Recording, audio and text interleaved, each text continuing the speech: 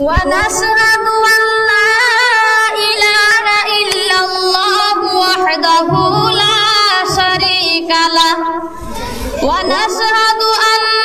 سيدنا ومولانا محمدا عبده ورسوله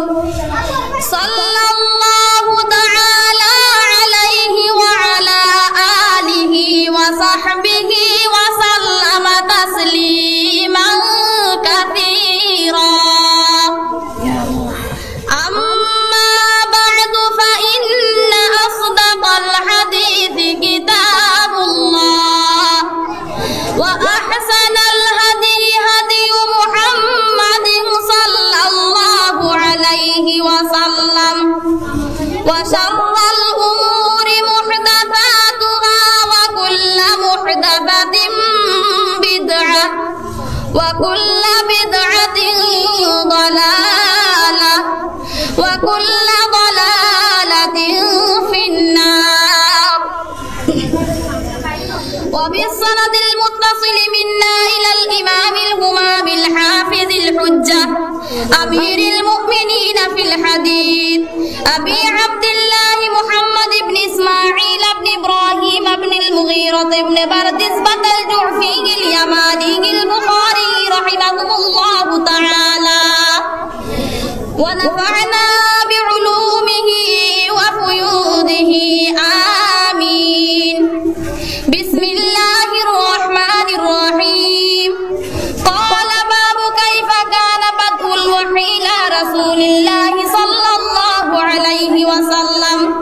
وقول الله عز وجل إنا أوحينا إليك كما أوحينا إلى نوح والنبيين من بعده وبه قال حدثنا الحميدي قال حدثنا سفيان قال حدثنا يحيى بن سعيد الأنصاري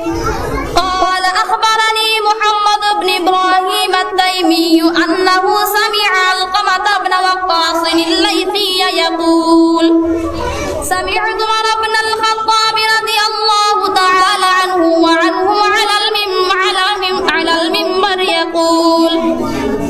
سمعت رسول الله صلى الله عليه وسلم يقول إنما الأعمال بالنيات وإنما لامرئ ما نوى فمن كانت هجرته إلى دنيا يصيبها أو إلى امرأة ينكحها فهجرته إلى ما هاجر إليه.